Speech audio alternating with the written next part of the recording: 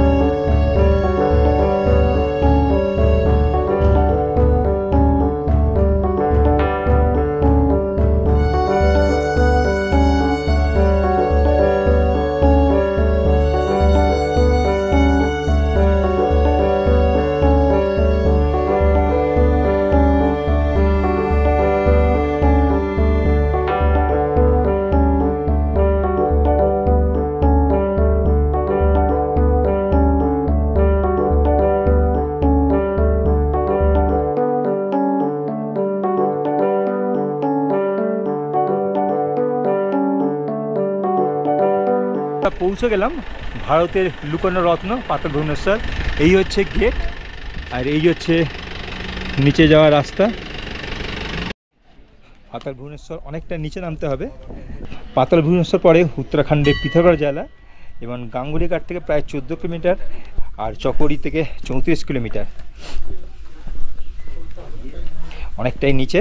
আর সামনে খুব সুন্দর ভিউ, একদম হিমালয়ের নন্দা দেবী, ত্রিশূল, পঞ্চচুল্লি সব এখান থেকে দেখা যায়।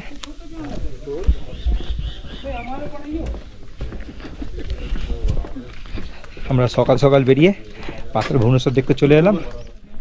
তবে একটা জিনিস বলা দরকার, যারা ভুবনেশ্বর আসবেন একটা রাত্রি এখানেই যাবেন। অনেক হোটেল আছে, হোটেলের কোনো অভাব নেই, কারণ এই যে হিমালয়ের অসাধারণ ভিউ এটা কিন্তু কোনো জায়গা থেকে পাওয়া যাবে না। মন্দিরে এক একটা ব্যাচে 30 জন করে প্রবেশ করানো হয়, বেশ ভালো সময় লাগে এবং ব্যাচ প্রতি একজন করে গাইড থাকে যিনি সব কিছু ভালোভাবে বলবেন। আর দেখুন পাতাল ভুবনেশ্বরে খুব সুন্দর ভিউ।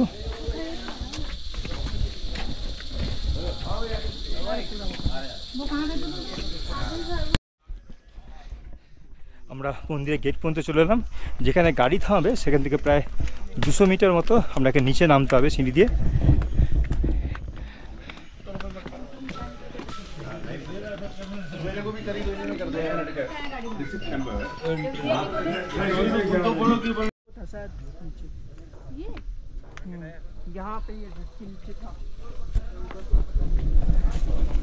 দুটো নদী আছে, রামগঙ্গা এবং সরস্বতী নদীর মাঝখানে এই পাতাল ভুবনেশ্বর। এই গুহায় বিভিন্ন দেবতার আবাসস্থল বলে মনে করা হয়। যেসব ভগবানের মূর্তি আছে তাদের মধ্যে হচ্ছে শেষনাগ, কালভৈরব, গণেশ, শক্তিলিঙ্গ থেকে হচ্ছে নিচে অবস্থিত।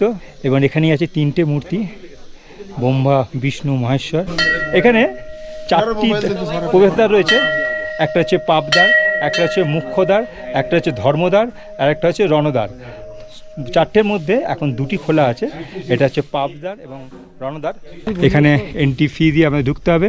এখানে লেখা আছে গাইড ফি 150 টাকা এবং এন্ট্রি ফি হচ্ছে 30 টাকা পার পারসন। এই হচ্ছে মন্দিরের প্রবেশদ্বার। এখানে মোট 82টা সিঁড়ি আছে নিচে যাওয়ার এবং 90 ফিট গভীর। तो आप जब एंट्रेंस प्रवेश द्वार से भीतर को जाता है तो 30 मीटर डीप में जाता है ना, 82 स्टेप से क्रॉस करके सबसे पहले शेषनाग का दर्शन करता है वहाँ। अर्थ का भार उसके ऊपर था। आप एक हवन कुंड का दर्शन करता है जहाँ पे राजा जन्मेजय ने सर्पेश यज्ञ किए थे। तक्षक और वासुकी नाग का दर्शन किया होगा। आप शेषनाग के मेरुदंड के ऊपर पूरा यात्रा करते हुए निकला होगा। आदि गणेश का दर्शन किया होगा, मस्तक कटा हुआ गणेश, ब्रह्म कमल के पैटर्नों से अभिषेक हो रहा होगा उसको। केदारनाथ, बद्रीनाथ, अमरनाथ, 3 धाम तो एक साथ में आपको दर्शन कराया होगा। तो अमरनाथ का जो है हिम का जटा भी दिखता है ऊपर से, आइस का जटा। तो उसके बाद महाकाल का दर्शन होता है। विराट रूप मुंह खोला है, टंग अपना बाहर निकाल रखा है। बगल में ही भगवान शिव का आसन बना हुआ है, जिसमें भगवान शिव जो है एक घुटना मोड़ के अपना जो है अपना तांडव नृत्य करते हुए दिखा रखे हैं। काली ब्लैंकेट बिछी है। मृग की खाल, बाघ की खाल दिखती है, बाघ का मुख दिखता है। माँ भुवनेश्वरी पाताल की देवी, उनके दर्शन किए होंगे आपने। 4 गेटों की रक्षक वहाँ पे, धर्म मोक्ष रण और पाप। तो रण धर्म मोक्ष द्वार तो ओपन है, रण और पाप द्वार जो है क्लोज है उसमें। फिर आपने कल्प तरुघात देखा होगा, समुद्र मंथन का रत्न, तो उसमें वो मनोकामना पूर्ण वृक्ष कहलाता है। तो एक टनल आपका कदली वन बिंद्रावन वाला गया होगा, जहाँ पे सप्त ऋषियों ने तपस्या किया था। तो आपको ऋषि मार्कंडेय का दर्शन करवाया होगा वहाँ पे। ब्रह्मा जी का 5th हेड देखा होगा, जहाँ पे पितृ तर्पण होते हैं। तो कामधेनु गाय के अडर से अभिषेक हो रहा होगा उसको। तो सप्त जल कुंडू का दर्शन किया होगा, जिसमें विष और अमृत 2 रत्न है, जिसका जल का केवल अभिषेक होता है। तो उसको पीने के लिए मतलब बिल्कुल वर्जित है। उसकी रखवाली के लिए जो है ब्रह्मा जी के व्हीकल वाहन हंस होंगे वहाँ पे। तो भगवान शिव की विराट जटाओं के नीचे 33 कोटि देवी देवता है। फिर मूल स्थान शिव शक्ति प्रधान पूजा स्थल, लिंग रूम में तीनों के दर्शन, जमीन में ब्रह्मा विष्णु शंकर के, दीवार में मूर्ति रूप। तो ब्रह्मा जी के ऊपर आपको जलाभिषेक होते हुए नहीं दिखा होगा ब्रह्मा जी की मूर्ति रूम में, जबकि लिंग रूम में जो है तीनों को अभिषेक कर रहा होगा। तो पूजा स्थल है, वहाँ से फिर वापसी होती है। আমরা পাতাল ভুবনেশ্বর মন্দির দর্শন করলাম। প্রথমটা খুব নিচে, মানে চেন দেওয়া আছে, চেন ধরে বসে নামতে হবে, তারপরে আরও নিচে যেতে হবে।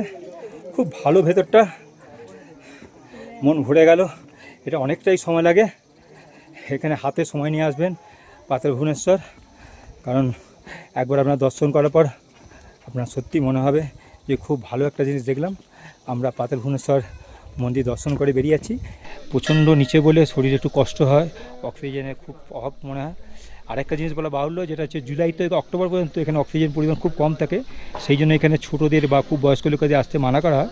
যাদের ডায়াবেটিস আছে, ব্লাড প্রেশার আছে, তাদেরকে প্রত্যেকে এখানে লেখা আছে নোটিশে যে তারা আসবেন না, খুব কষ্টকর যাক। আর যদি মনে হয় প্রথমেই যে আপনি কষ্ট হচ্ছে বা পারবেন না, সঙ্গে সঙ্গে ব্যাক করে চলে আসবেন, কারণ এখানে ওঠা নামাটা নিজের ওপর না, পরপর লাইন দিয়ে উঠতে হয়, পরপর লাইন দিয়ে নিচে নামতে হয়। পাতাল ভুবনেশ্বর থেকে মুন্সিরি হচ্ছে 130 কিলোমিটার। যারা মুন্সিয়ারি দর্শনে আসেন তারা পাতাল ভুবনেশ্বর নাকি ঘুরে যান। আমরা পাতাল ভুবনেশ্বর দর্শন করলাম, আপনাদের দেখালাম। ভালো লাগলে লাইক শেয়ার কমেন্ট অবশ্যই করবেন এবং সাবস্ক্রাইব করতে ভুল করবেন না।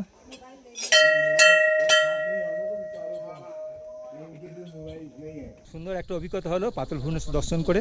পাতালের মধ্যে প্রবেশ এবং বেশ ভালো সময় লাগে, একটা রোমাঞ্চকর, বেশ অ্যাডভেঞ্চারপূর্ণ পাতাল ভুবনেশ্বর দর্শন।